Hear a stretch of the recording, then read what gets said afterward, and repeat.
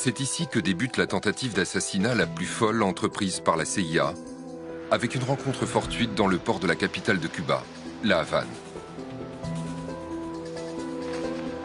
Une germano-américaine âgée de 19 ans, Marita Lawrence, prend l'air sur le pont du navire de son père, le MS Berlin. J'étais à bord du bateau. Mon père dormait. J'ai vu un canot s'approcher. Il venait dans notre direction. Au bout d'un moment, les passagers se sont levés et m'ont fait signe. C'est là que j'ai vu qu'ils avaient tous des armes, des uniformes verts et une barbe. Le canot est arrivé tout près. L'homme a saisi le garde-corps, il a levé les yeux et je l'ai regardé. Il a dit « Je monte ?» J'ai fait non. Et lui, si. Alors je lui ai demandé « Qui êtes-vous » Là, il m'a lancé un regard et il a dit « Je suis le commandant de Fidel Castro. »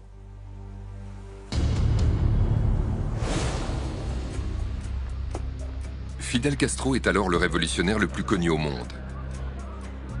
Un mois auparavant, en janvier 1959, il s'était emparé de Cuba à l'âge de 32 ans.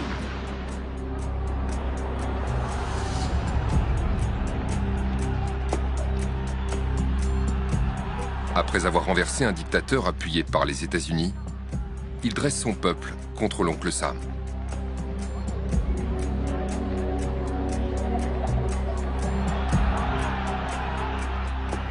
Castro devient Premier ministre de Cuba et forme une étroite alliance militaire et économique avec les Soviétiques.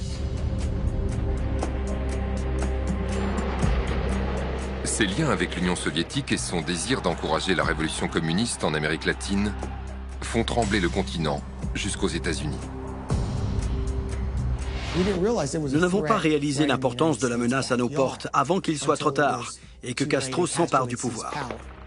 Il fallait rester vigilant si nous ne voulions pas nous retrouver avec un bastion communiste à 2 pas de chez nous.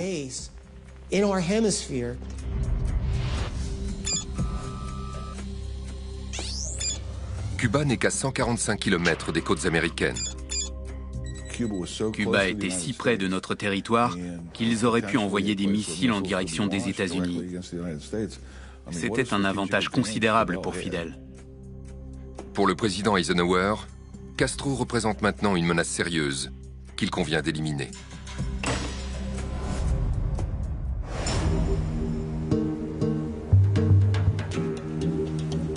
Mais la jeune Marita ne sait rien sur l'homme qui s'apprête à monter à bord du bateau de son père. Très séducteur. Et il m'a regardé dans les yeux, comme pour me sonder. Lors de cette rencontre, la jeune Marita Lawrence est foudroyée par le charisme de Castro. J'ai vu ses yeux et ça a suffi. Le grand amour. Je suis tombée sous son charme. Et c'est là que je l'ai embrassé pour la première fois. Et puis, mon père est arrivé en trombe. C'est là qu'a été prise cette photo de moi à table avec le premier officier Fidel. J'ai retiré ma main immédiatement pour que mon père ne voie rien. Le père de Marita invite Castro à rester dîner avant de rentrer à New York le lendemain avec sa fille.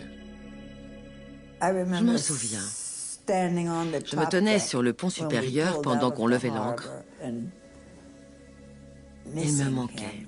J'étais folle de chagrin. Il fallait que je le revoie. À peine Marita est-elle rentrée que Fidel Castro l'appelle et l'invite chez lui à Cuba. C'est alors le début d'une histoire d'amour intense. Je n'ai même pas défait ma valise. Il me dit « Comment vas-tu? Tu me manques. » Et en mauvais anglais, il me demande de revenir. Je t'envoie un avion.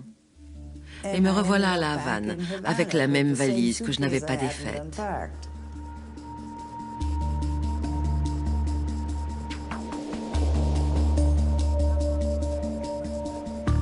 Une semaine plus tard, Marita quitte le bateau familial et emménage dans les appartements de Castro, au 23e étage du Hilton de la Havane.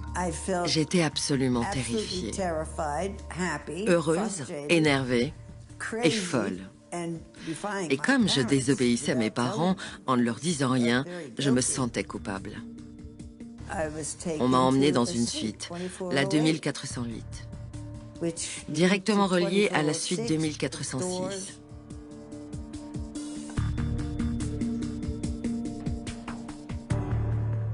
Ce qui me revient en premier, l'odeur des cigares. On est chez lui, j'observe la pièce, il y a plein d'uniformes et cette merveilleuse musique. Il passait toujours le même disque, en boucle, et des bottes à l'envers, des cendriers avec des mégots de cigares, et puis des jouets, des petits chars.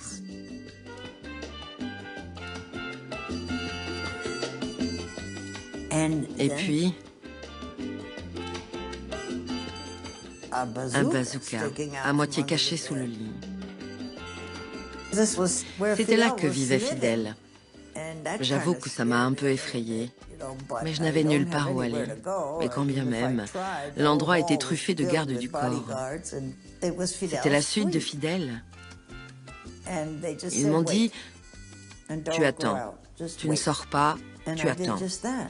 Alors j'ai obéi, j'ai attendu, et j'ai attendu. Tout à coup, j'entends la porte qui s'ouvre brusquement. C'est lui qui arrive. Il me prend dans ses bras et me fait virevolter. Et il me dit que je lui ai beaucoup manqué.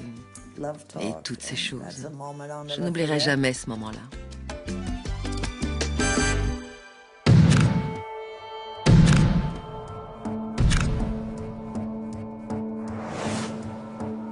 La CIA, qui cherche un moyen d'atteindre Castro, vient de faire une trouvaille capitale. L'accès à Fidel était très restreint. Il avait une sécurité très rapprochée, une escorte de gardes du corps, des consignes pour tous ses déplacements. Dès le départ, Fidel Castro s'est entouré d'une protection personnelle dans les règles de l'art. Il n'avait rien à envier au plus grand chef d'État.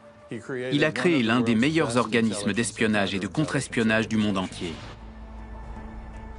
Pendant ce temps, à Washington, les agents de la CIA voient en la jeune Marita Lawrence une solution inespérée. On a affaire à l'une des cibles prioritaires du gouvernement et de la CIA, en la personne de Fidel Castro. Du coup, tous ceux qui l'accompagnent ou qui font partie de son entourage sont scrupuleusement examinés par les services de renseignement américains. La CIA, estimant que Marita pourrait être un élément capital, étudie ses moindres faits et gestes. Marita et lui avaient une relation amoureuse. Une relation qui lui donnait accès à sa chambre. Elle pouvait donc traverser toutes les couches de la sécurité. Pour la CIA et le gouvernement, c'était l'agent idéal à recruter. Personne ne pouvait le côtoyer d'aussi près, à part cette unique personne, son amante.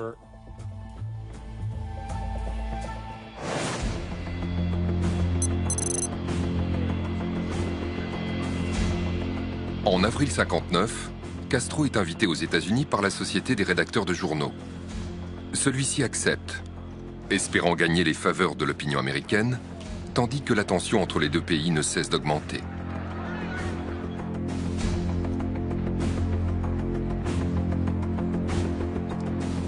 Marita l'accompagne pour cette visite de 11 jours.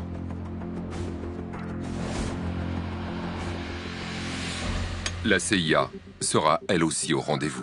La CIA a eu recours au cycle de recrutement d'un agent externe. La première étape consiste à repérer un élément, une personne ayant un accès direct à la cible concernée. Ce repérage a peut-être eu lieu quand Marita séjournait à la Havane, ou alors, plus probable, quand elle s'est rendue aux États-Unis en compagnie de Fidel pour rencontrer Nixon. Il est arrivé à New York en pensant rencontrer le président Eisenhower. Mais ce dernier a refusé et l'a envoyé vers Nixon, ce qui a mis Fidel dans une colère noire. Il était fâché de ne pas être accueilli à bras ouverts en tant que nouveau dirigeant de Cuba. C'était une occasion idéale pour la repérer, évidemment. Il rencontrait Nixon, c'était une réunion sous haute surveillance. Vous pouvez être sûr que les renseignements américains ont scruté chaque détail de cette visite. Ensuite, ils évaluaient la personne, ses points vulnérables, si elle était apte au recrutement. Puis, ils la travaillaient, devenaient amis, trouvaient les leviers exploitables. Et enfin, ils passaient au pitch. Est-ce que ça vous dirait de travailler pour nous pour cette mission ?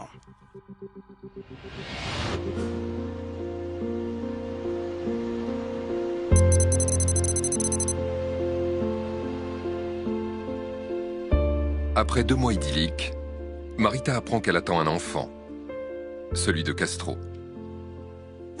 J'étais heureuse d'être enceinte, très heureuse. J'en avais envie. Je me projetais déjà. Il a dit « Oh, magnifique, il sera allemand et cubain », j'ai ajouté « et américain ».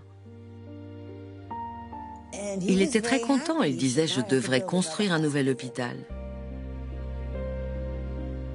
Cependant, Marita découvre qu'être l'amante de Castro implique des limites. J'ai compris qu'il appartenait à Cuba. Il l'a bien souligné. Il appartenait à tout le monde. Et à Cuba avant tout. Et à personne d'autre que Cuba.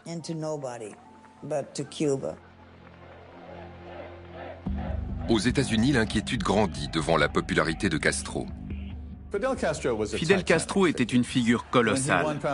Quand il a renversé le pouvoir au Nouvel An 1959, il descendait de la montagne après 2 ans d'insurrection. C'était le héros du peuple cubain. C'était un homme jeune, 32 ans, et il soignait son style, la barbe, l'uniforme. Il cultivait son apparence consciencieusement. On ne l'a pratiquement jamais vu sans son costume militaire. Il était adulé d'une grande partie de l'Amérique latine, surtout parmi les jeunes, les étudiants, les nationalistes, et bien sûr la gauche radicale. Quelques semaines à peine après son coup d'État, Fidel s'est mis à vivement critiquer les États-Unis dans ses discours.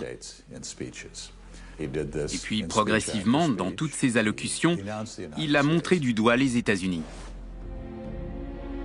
Si les Américains n'aiment pas ce qu'il se passe à Cuba, qu'ils envoient leurs Marines. Ils signeront la mort de 200 000 gringos. Même si ces sales impérialistes prévoient une tragédie sanglante pour les États-Unis, ils ne parviendront pas à étouffer la lutte du peuple. Ils ne feront qu'attiser la haine universelle à leur encontre. Et une telle tragédie marquerait la mort de leur système glouton et carnivore. 1959 touche à sa fin, et les relations entre Cuba et les États-Unis se dégradent rapidement. À ce moment, il devenait évident que Fidel renonçait à la démocratie, au gouvernement équitable et aux droits de l'homme. Il s'est mis à soutenir des interventions violentes à l'encontre d'autres chefs d'État latino-américains. Il voulait exporter la révolution cubaine de la manière forte. Du côté de Washington, les responsables sentaient de plus en plus qu'il fallait réagir. Le gouvernement américain a tranché. Il faut se débarrasser de Castro.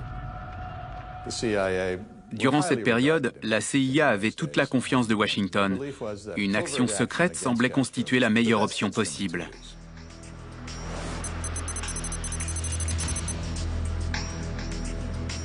S'ensuit une série d'événements étranges et mystérieux qui mènera Marita à entrer en contact avec la CIA. Marita est seule dans les appartements de Castro au Hilton de la Havane. La naissance de l'enfant est prévue pour début décembre. Elle vient d'appeler le service de chambre pour le petit déjeuner. Tout allait bien, on se préparait pour l'arrivée du bébé. J'avais commandé mon petit déjeuner. J'ai bu le lait J'ai eu le tournis. Ça devait être à cause des hormones. Sauf que non.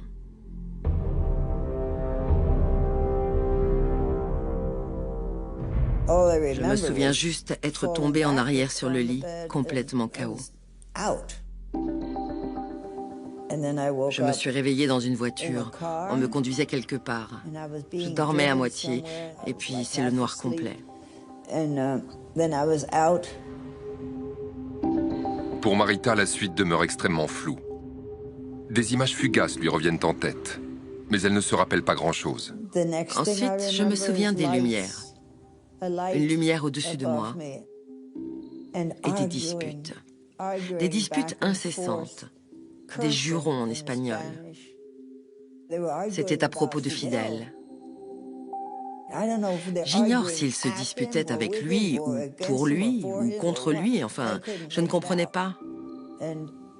Je ne savais pas si j'étais encore habillée, mais quelqu'un manipulait mon corps en avant, en arrière. Marita, enceinte de 7 mois et demi, sent que quelque chose d'atroce est en train d'arriver à son enfant.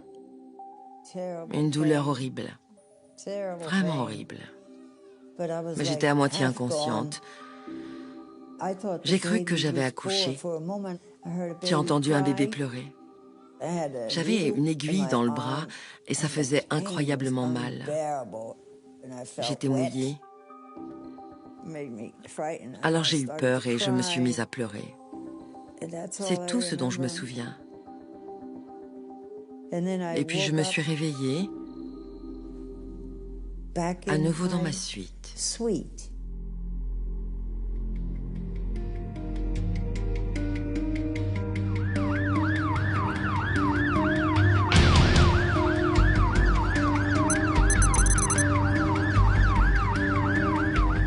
Marita est si mal en point qu'un assistant de Castro l'envoie à New York recevoir des soins médicaux urgents.